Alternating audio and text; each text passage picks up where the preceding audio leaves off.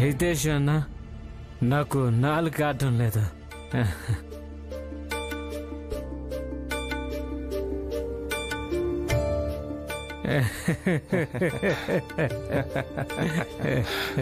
Joke, ఏంటిది? నువ్వు తాగొచ్చావా? ఎందుకు? సంతోషంలో. ఉద్యోగం దొరికింది కదా, ఇక సాహెబ్ మొదటి రోజు కూలి కింద డబ్బులు ఇచ్చాడు. మేము ఆ డబ్బులతో తాగేసాం. నేను వీళ్ళందరికీ తాగద్దని చాలా చెప్పాను, అయినా వీళ్ళు వినలేదు. అసలు ఇందులో వినడానికి ఏముందని? సంతోషంగా ఉంది, జరుపుకున్నాం. అక్కడ మీకు ఎలాంటి ఇబ్బంది అయితే కలగలేదుగా? ఏమన్నా? ఏది మళ్ళీ అన్నా? మీకు వినిపించలేదా? అసలు నాకు వినిపించుంటే నేను మళ్ళీ అడుగుతానా? వినిపించలేదు, చెప్పు. మీకు అక్కడ ఎలాంటి ఇబ్బంది అయితే కలగలేదు కదా అన్నాను. ఇబ్బందా? మీరందరూ ఒక్కొక్క ఆపిల్ ముక్క తీసుకొని వాటిని తినండి.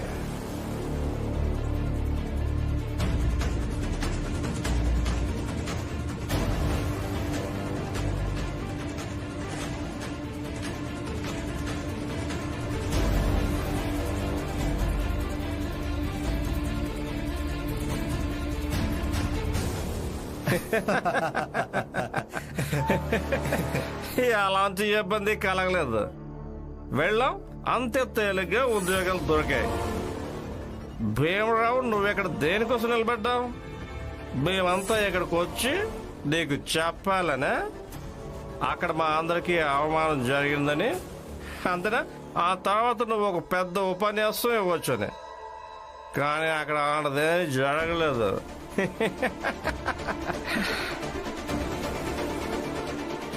ఇది వింటే నీ మనసు మొక్కలై ఉంటది. నువ్వు ఒక పని చేయి, ఈ మొక్కలైన మనసుతో పాటు లోపలికి వెళ్ళిపో, ఇంట్లోకి వెళ్ళి పాడుకో, సరేనా? పదండి, మీరు లోపలికి పదండి.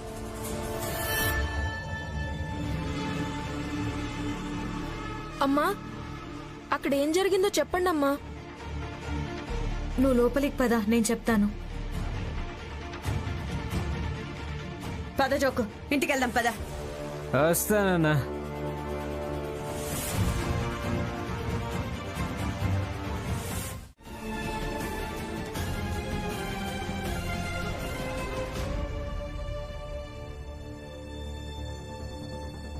మీరు వెళ్ళండి నాన్న, నేను ఈయనకు దుప్పటి కప్పేసి వస్తాను.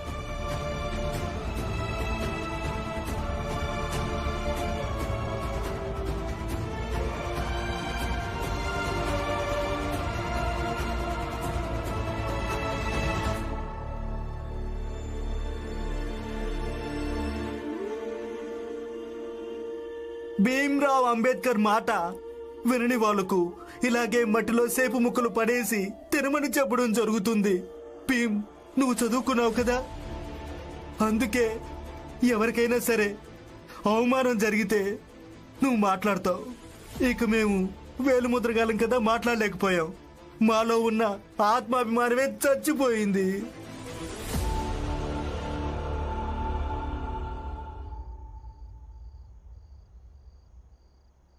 చూడండి భీమ్రావ్ అంబేద్కర్, కళ్ళారా చూసుకోండి. ఇది మీ భావాల ప్రభావమే. ఇక ఇదే దానికి సాక్ష్యం. అందరికి మనసుంటుందిగా. అవమాన భారం అందరినీ బాధిస్తుంది. రేపు వెళ్ళినా వెళ్ళకపోయినా అది మన జాతిలోంచి ఎవరో ఒకరినైనా చిన్న జాతి వాళ్ళంటూ పిలవడం జరిగితే కష్టంగా అనిపిస్తుంది. మనకు కూడా ఆత్మాభిమానం ఉంటుంది కదా. ఉంటుంది రమా, ప్రతి ఒక్కరికి ఉంటుంది. ఇక దాని రక్షణ కోసమే ఈ పోరాటం అంతా. నువ్వే చూస్తూ ఉండు, ఏదో ఒకరోజు ఈ పోరాటం ఖచ్చితంగా సఫలమవుతుంది. ఇక ఎలాంటి సూర్యుడు ఉదయిస్తాడు అంటే అందులో మన జాతిలోని ప్రతి వ్యక్తి యొక్క ఆత్మాభిమానం మెరిసిపోతూ కనిపిస్తుంటుంది.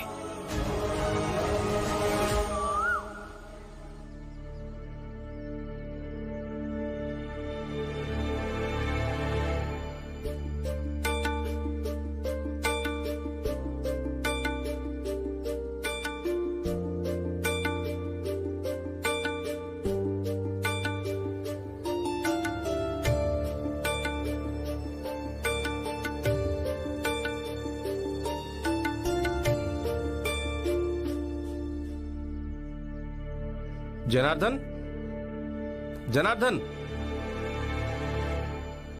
నీకు పుట్టినరోజు శుభాకాంక్షలు. ఈసారి మీ అమ్మ చేత్తో వండిన పాయసం తిని నీ పుట్టినరోజు జరుపుకో. ఎందుకంటే ఇప్పుడు మీ అమ్మ ఉద్యోగం చేస్తోంది, అందుకే బోలెడంత డబ్బు సంపాదిస్తాను. ఇక వచ్చే సంవత్సరం దీపక్ పుట్టినరోజుని చాలా ఘనంగా జరుపుతాను. ఏంటి అంటే అంటే రోజు దీపక్ బర్త్డేనా? Happy birthday to you Deepak. అక్క చెప్పాల్సింది కదా. అయినా వచ్చే సంవత్సరం ఎందుకు, ఈ సంవత్సరమే దీపక్ బర్త్డేని చాలా ఘనంగా జరుపుదాం. వీడు పిన్నిని కదా నేను. వద్దు పిన్ని, ఈ సంవత్సరం వద్దు, వచ్చే సంవత్సరం వద్దు. నేను చదువుకుని పెద్దవాడిని అయిపోయినప్పుడు అప్పుడే నేను నా పుట్టినరోజు జరుపుకుంటాను. ఇప్పుడొద్దు. ఇప్పుడెందుకొద్దు? పిన్ని, ఎలా అయితే మీకు నా పుట్టినరోజు గుర్తులేదు, ఈ ఇంట్లో భీమన్నకు కాకుండా ఇంక ఎవరికి నా పుట్టినరోజు గుర్తే లేదు. కానీ భీమన్నయ్య పుట్టినరోజున సతారా నుంచి జనాలు వచ్చారు.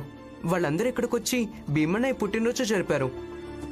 సరిగ్గా అలాగే పిన్ని, నేను చదువుకుని పెద్దవాడిని అయిపోయినప్పుడు ఇతరులందరూ నా పుట్టినరోజును గుర్తు పెట్టుకుంటారు. వాళ్ళందరూ నా పుట్టినరోజు జరిపినప్పుడు అప్పుడు నేను నా పుట్టినరోజు జరుపుకుంటాను పిన్ని. అంటే ప్రతిదీ ఆ భీమరావు లెక్క ప్రకారమే జరుగుతుందా? నీ పుట్టినరోజు జరుపుతామనుకుంటే జరుపుతామంతే.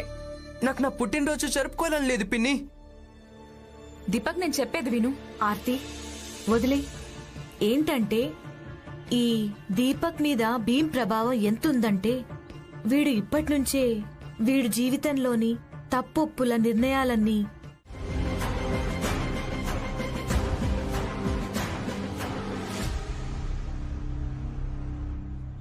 దీపక్, నీకు మతిమరుపు చాలా ఎక్కువ. నేనేం చేశాను? గుర్తు చేసుకో. పోయిన నీ పుట్టినరోజు నాడు నువ్వు నాకు ఏమని మాటిచ్చావో గుర్తుందా? హ్యాపీ బర్త్డే దీపక్, నీకు పుట్టినరోజు శుభాకాంక్షలు. ఇదిగో నా తరపున ఈ పుస్తకం బహుమతిగా ఇస్తున్నాను, తీసుకో. ఈ పుస్తకంలో బోలెడన్ని మంచి మంచి విషయాలు రాసున్నాయి. వాటిని చదువుకో. అలాగే వీలైతే నీ జీవితంలో అమలు చేసే ప్రయత్నం చెయ్యి. అయ్యో వదిలే. భీమన్నయ్య, ఈ రోజు నుంచి నా ప్రతి పుట్టినరోజున మీ నుంచి ఒక పుస్తకాన్ని బహుమతి రూపంలో నేను అడిగి తీసుకుంటాను. సరే, అలాగే నేను కూడా సంతోషంగా నీకు పుస్తకం ఇస్తూ ఉంటాను.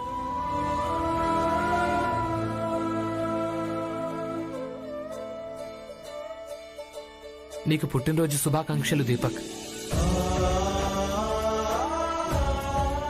ఇది నా తరపున ఈ సంవత్సరం నేనిస్తున్న బహుమతి.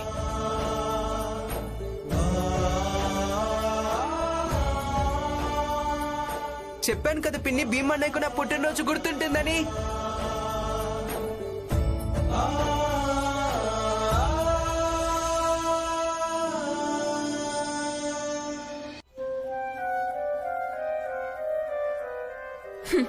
మంచిగా అనిపించింది నీకు వీడి బర్త్డే రిమెంబర్ అయినందుకు. కానీ ఇది మంచిగా అనిపించడం లేదు. వీడి పిన్ని నేను వీడి బర్త్డే జరపాలనుకుంటే వీడు వద్దంటున్నాడు. ఇక వీడికేమనిపిస్తుందంటే నీ బర్త్డే సతారా నుంచి జనాలు వచ్చినట్టుగా, అలాగే వీడి బర్త్డే కూడా పెద్దవాళ్ళందరూ వచ్చినప్పుడు అప్పుడే బర్త్డే జరుపుకోవాలని. లేదు దీపక్, తమ పుట్టినరోజును అందరూ జరుపుకోవటం మంచిది. అయినా చూడు, నీ పుట్టినరోజును జరపడం కోసం మీ పిన్ని ఎంత సంతోషంగా ఉందో. అందుకే ఒకరి కోరికను కాదనటం మంచిది కాదు. వినండి వినండి వినండి, అంతా వినండి. బయటికి రండి త్వరగా.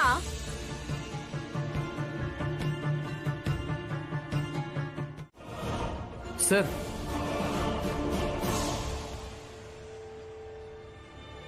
ఇలా ఒకరిని చెంపదెబ్బ కొట్టడం తప్పు. పైగా ఈయన మీకు సారీ కూడా చెప్పాడు, అయినా మీరు కొట్టారు. లిసన్, నేను వీడికి బాస్ని. వీడికే కాదు, మొత్తం కంట్రీకి మా ఆంగ్లేయులు బాసులు. ఏది అనుకుంటే అదే చేస్తాం. కానీ అన్యాయం కాదు. ఏది ఏమైనా సరే మేము అన్యాయాన్ని మాత్రం సహించలేం. భీమ్రావ్, నువ్వెళ్ళు. ఇది మా సార్, అలాగే మాకు సంబంధించింది. నేను వెళ్ళనా? మీరు గొంతెత్తలేకపోతున్నారు, అందుకే నేను రావాల్సి వచ్చింది ఇక్కడికి. డేవిడ్ సార్, మేము అన్యాయాన్ని మాత్రం అస్సలు సహించలేం. భీమరావు నేనంటే భయం లేదా? నేను సిస్టమ్ని, మొత్తం వ్యవస్థని. ఇక నువ్వు ఒక సాధారణ స్టూడెంట్వి. I'll destroy your study and life. And listen, నీ కారణంగానే వీడి ఉద్యోగం ఊడింది. Sir, sorry sir, please sir. Sir, David sir, నా పేరు భీమ్రావ్ అంబేద్కర్.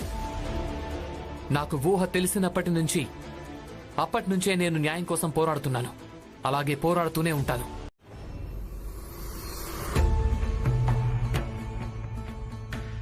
ఏంటంటే నరోత్తం గారు? అవును, ప్రచండదేవ్ గారికి ఆరోగ్యం చెడిపోయిందా? అంతర్యామి ఆనంద్, అద్భుతం. ప్రచండదేవ్ గారి ఆరోగ్యం చెడిపోయిందని నీకేనా తెలుసు? అదేం లేదు, అది బాలా అన్నయ్య ఇంకా కరుణ వదినకు అంత అనర్థం జరిగింది కదా. అసలు వాళ్ళు ఇల్లే వదిలేసి వెళ్ళిపోయారు. ఇక ఆర్తి బస్తీలోని కొందరికి డేవిడ్ దగ్గర ఉద్యోగాల్లో పెట్టించింది. ఇక ఇవన్నీ జరిగిన తర్వాత మీరు గాని ప్రచండదేవ్ గారు గాని బస్తీలో ఎక్కడ కనిపించలేదు. అందుకే నాకు కనిపించింది బహుశా. నువ్వన్నది నిజమే.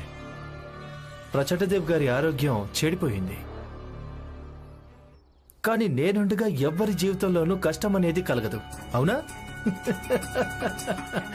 అందుకే ఆయనకు వైద్యం చేయిస్తూ ఉన్నాను. కానీ ఇప్పుడు ఆయన ఆరోగ్యంగా ఉన్నాడు, నేను ఆరోగ్యంగా ఉన్నాను. మీ అందరి జీవితాలకు ఎన్నో రోజులు నేను దూరంగా ఉండలేను. చాలా మంచిది నరోత్తం గారు. అన్నట్టు ఈ రోజు సాయంత్రం దీపక్ పుట్టినరోజు జరపబోతున్నారు. ఇక మీరు వచ్చారంటే నాకు ఆనందంగా ఉంటుంది. వాళ్ళతో చెప్పేస్తాను నేను నీతో ప్రేమలో పడ్డానని, ఏం చేయాలి అని. అలాగే చూస్తూ వద్దు, డేవిడ్ ఫ్యామిలీ నిన్ను చూస్తే చాలా సంతోషపడుతుంది. చెప్పు ఆర్తి, నీ కడుపులో పెరుగుతోంది ఎవరి పాపం?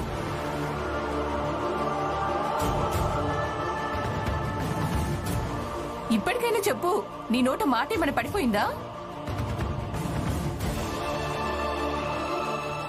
చెప్పు చెప్పు ఆర్తి, నిజం చెప్పు ఆర్తి. నిన్నే చెప్పు చెప్పు ఆర్తి, ఎవరి పాపం? నిన్నే చెప్పు, ఇదెవరి పాపం చెప్పు. చెప్పు, ఇది ఎవరి పాపమో చెప్పు, ఎవరి పాపమో? ఇది పాపం కాదు.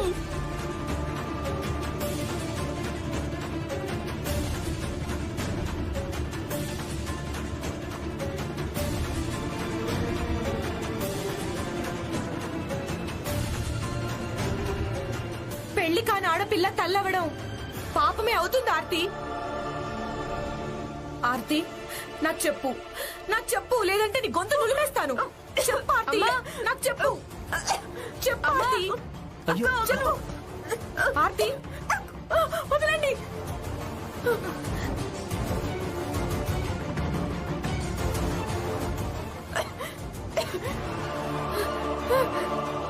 నేను వెళ్తున్నాను. ఆర్తి, నువ్వు అలా వెళ్ళడానికి వీల్లేదు. చెప్పకుండా వెళ్ళడానికి వీల్లేదు. ఆర్తి, ఆర్తి, ఆగు, ఆగు. రామా, లక్ష్మి, త్వరగా వెళ్ళండి. వాళ్ళని చూడండి, త్వరగా వెళ్ళండి.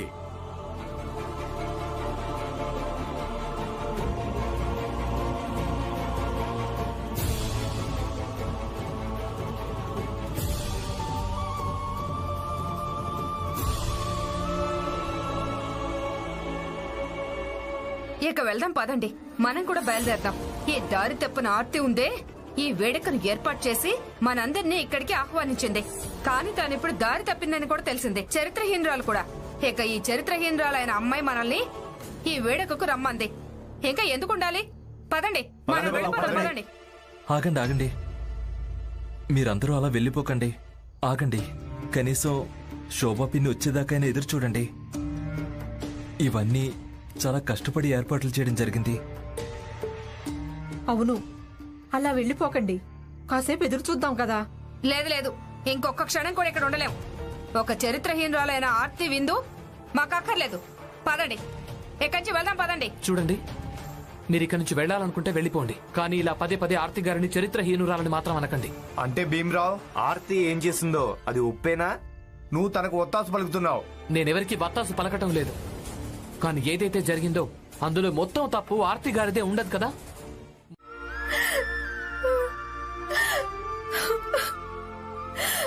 పిన్ని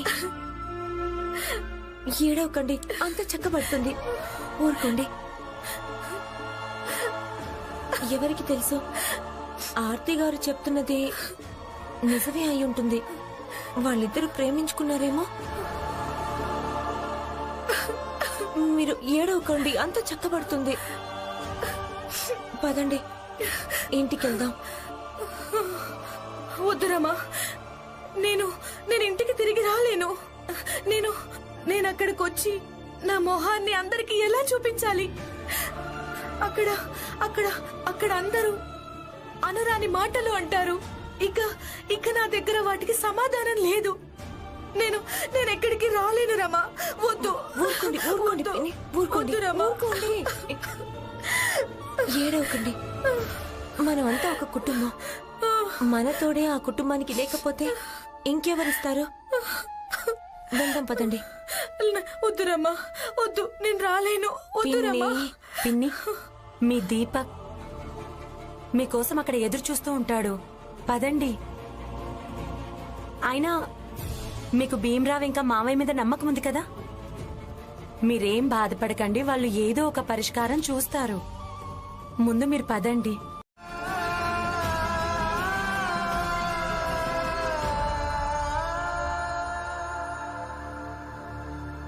అమ్మా, పిన్ని కనిపించిందా?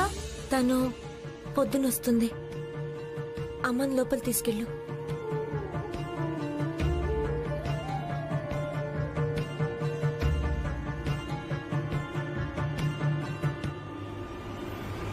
ఎవరు భోజనం చేయడానికి వీల్లేదు. అందరూ వెళ్ళిపోండి ఇక్కడి నుంచి. దీపక్, ఇదేం పద్ధతి? భీమన్నయ్య, నేను చెప్పాను కదా నాకు నా పుట్టినరోజు జరుపుకోవాలని లేదని.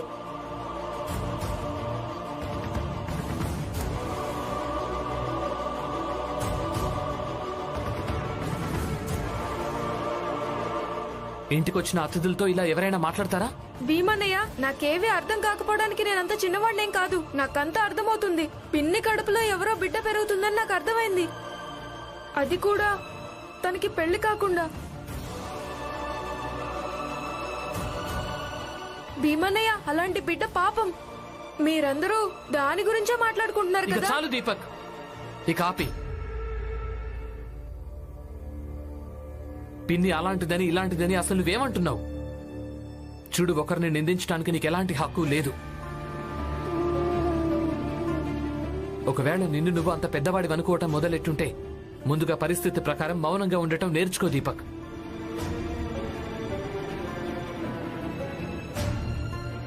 జరిగిపోయిన సంఘటన గురించి అభిప్రాయం చెప్పడానికి ముందుగా దాని వెనక ఏం కారణాలుంటాయో వాటిని తెలుసుకోవడానికి, అర్థం చేసుకోవడానికి ప్రయత్నించు. అంతేకాని లేచి నీ నిర్ణయం చెప్పడానికి బయలుదేరడం కాదు. భీమన్నయ్య, ఒకవేళ ఇలా మీ పిన్నికి జరుగుంటే అప్పుడు మీకు అర్థమయ్యేది. చెప్పడం చాలా తేలిక. దీపక్,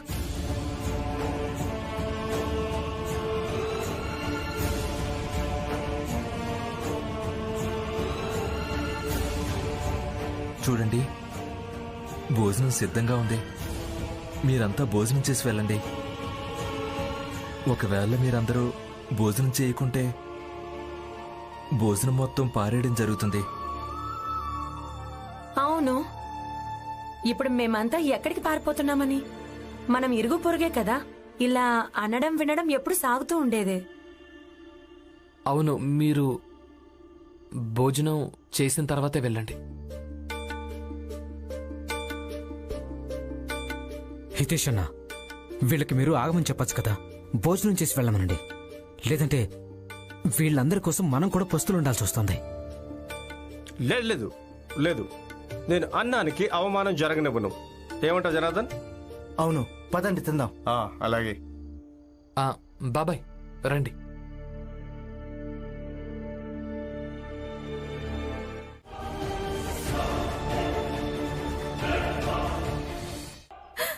సార్, మీరలా మాట్లాడకండి. అది మీ బిడ్డే. ఒకవేళ మీరు ఇలా తిరస్కరిస్తే ఆర్తి కుప్ప కూలిపోతుంది. అలాగే మా పరువు అంతా పోతుంది. సాబ్ అంత మాట అనకండి. You come here. చెప్పండి సార్. ఇతన్ని చూడండి. ఇతను కూడా ఇక్కడికి వచ్చిపోతూ ఉంటాడు. ఇతను కూడా ఆ బిడ్డకు తండ్రి కావచ్చు కదా. మీరు నోటికొచ్చినట్టు వాగకండి. ఇలా చూడు, నేను నోటికొచ్చినట్టు వాగట్లేదు. ఆర్తి ఎక్కడుంది? వెళ్ళి ఆర్తిని వెతకండి.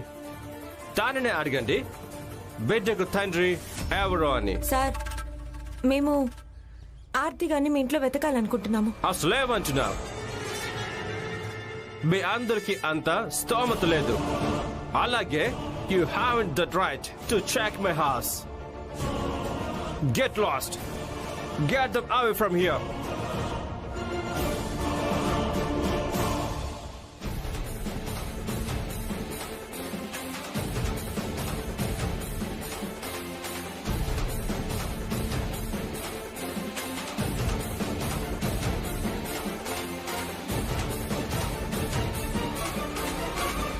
Hey, you two, get them out. ఆగండి, 2 నిమిషాలు ఆగండి. మేము ఆయనతో మాట్లాడాలి. వెళ్ళండి కంచి. ఆర్తి, మీరు కొంచెం అర్థం చేసుకోవడానికి ప్రయత్నించండి. చెప్పేది. 1 నిమిషం ఆయనతో వెళ్ళండి. మాట్లాడివ్వండి. వెళ్ళండి. ఆగండి, చాలా ఎక్కువైంది. ఆగండి, మేము వెళ్తున్నాం.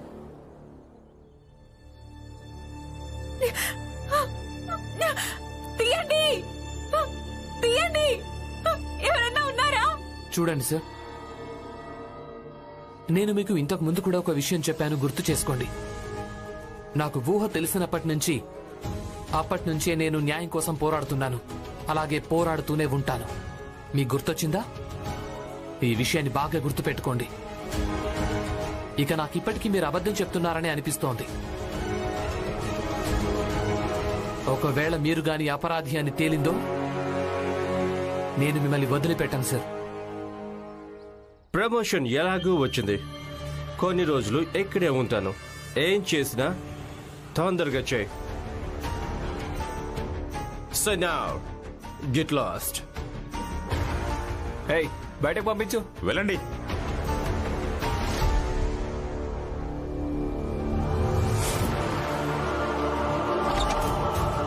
నీకు మెదడుగాని చెడిపోయిందా? పైగా ఇప్పుడు ఎవరో ఆంగ్లేయుడి దగ్గర పనిచేయడానికి వెళ్తావా? వెళ్తాను. ఎందుకంటే పని విషయం వేరు, అలాగే మిగతా విషయాలన్నీ కూడా వేరు. శోభ చెల్లెల విషయంలో ఏదైతే జరిగిందో అదంతా తెలిసి కూడా నీకు ఇలాగే అనిపిస్తుందా? పని విషయం వేరని, అలాగే మిగతా విషయాలన్నీ వేరని అనిపిస్తోంది. ఇక మేము పనిలోకి వెళ్తున్నాం. పద హితేష్ అన్న. సిగ్గనిపించాలి. ఎవరు మీకు ఇదంతా చేశారో, మీకు ఉద్యోగాలు ఇప్పించారో తనకే వ్యతిరేకంగా వెళ్ళావనుకో అది పాపం చేసినట్టు అవుతుంది. పులియా, దీన్ని పాపం కాదు, లోకం తీరు అంటారు. ఇప్పుడు ఆర్తితో మాకు ఏం పనని? పని కావాలి, అది మాకు దొరికింది. ఇక తను తన పోరాటం చేసుకుని మేమంతా మా పని చేసుకుంటాం. పద జోగు, పద జనార్దన్. లేదు హితేష్ అన్న, నేను పనిలోకి రాలేను. పిచ్చి పిచ్చిగా వాక్ జనార్దన్. లేదు హితేష్ అన్న, చిన్నప్పుడు మా నాన్నమ్మ చెబుతూ ఉండేది, చెట్టుకున్న కొమ్మలన్నీ నరికేసేయి, కానీ వేర్లు నరకడం మంచిది కాదు అని. ఇక ఈ పనికి వేరు ఆర్తి గారు. అందుకే నేను ఆర్తికి తోడుగా ఉంటాను. ఈ ఉద్యోగం ఊడిపోతే ఊడిపోని. విన్నారా? ఇప్పటికైనా సిగ్గుపడి ఈ ఉద్యోగాలు వదిలేయండి. మీ కృతజ్ఞత చూపించడం ఇష్టం లేదు కదా, చూపించకండి. కానీ కనీసం ఇంత చెడు మాత్రం చేయకండి. ఎదుటివాడు ఎప్పుడు ఇంకెవరికి మేలు చేయలేనంతగా చేయకండి. జోకు, భార్య అంటే జీవితం అంతా ఏదో ఒకటి చెప్తూనే ఉంటుంది. పనిలోకి పద. పద. అవును జనార్దన్, చివరిసారిగా అడుగుతున్నాను, పనిలోకి వస్తున్నావా రావా? రాను. మీరిద్దరూ వెళ్ళండి. నేను భీమ్ పక్షాన్ని ఉన్నాను, కానీ దానికి అర్థం ప్రతి తప్పును కూడా నేను ఒప్పుకుంటానని కాదు. అందుకే మీరు వెళ్ళండి. భీమ్రావు ఇంతకు ముందు కూడా ఎన్నోసార్లు చాలా మందితో పెట్టుకున్నాడు, కానీ తర్వాత తనే చాలాసార్లు గెలిచాడు.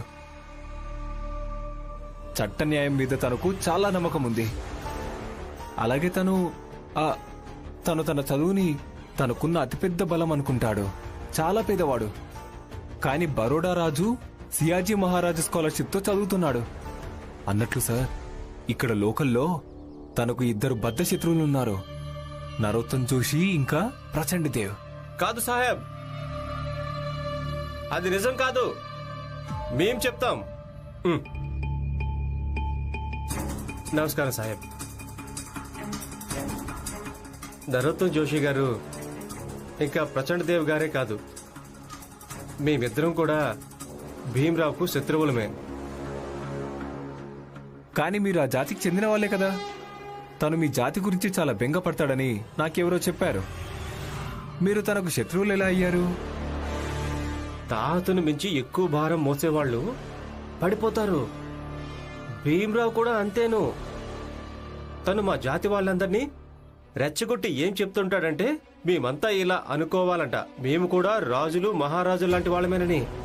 అలాగే సాహెబ్, తను ఏం ప్రయత్నం చేస్తున్నాడంటే మేము తనకు అందరికంటే తెలివైన వాడు, అలాగే చాలా గొప్పవాడు అనుకోవాలని. అలాగే దాంతోపాటు మేం తనను మా నాయకుడు అనుకోవాలట. నేను మీకు ఒక అవకాశం ఇస్తాను భీమ్రావును ఓడించడానికి, తన ముందు నాయకులు కావడానికి. అందుకోసం ఏం చేయాల్సి ఉంటుంది? ఆ రూమ్ చూస్తున్నాడా? చూసాను సాహెబ్. అందులో ఆర్తి బందీగా ఉంది. ఏమైనా సరే మీరు భీమ్రావును ఆపాలి. అలాగే సాహెబ్. ఇక మీరేం చేయాలంటే వాడి తనను అక్కడి నుంచి తీసుకెళ్లకుండా చూడాలి. వెయిట్.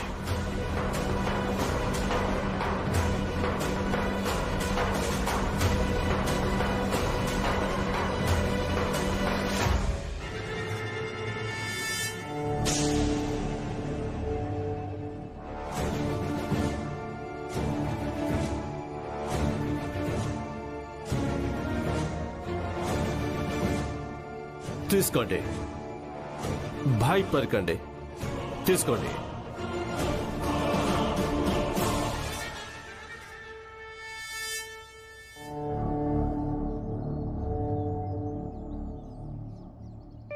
సాహెబ్, మాకు కాల్చడం రాదు, తను మీకు నేర్పిస్తాడు.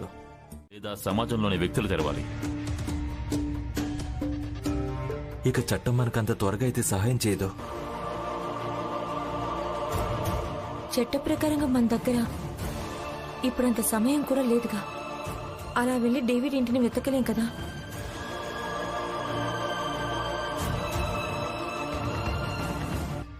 ఇక మిగిలింది సమాజం.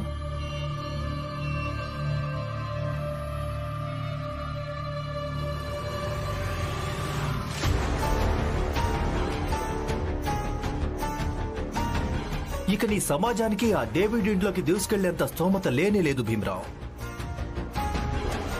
ఇక మిగిలింది మా సమాజం అంటావా? సభ్య సమాజం. వాళ్ళసలు నీకు సహాయం చెయ్యనే చెయ్యరు. ఏంటి జోషి గారు, మళ్ళీ సవాల్ చేశారా?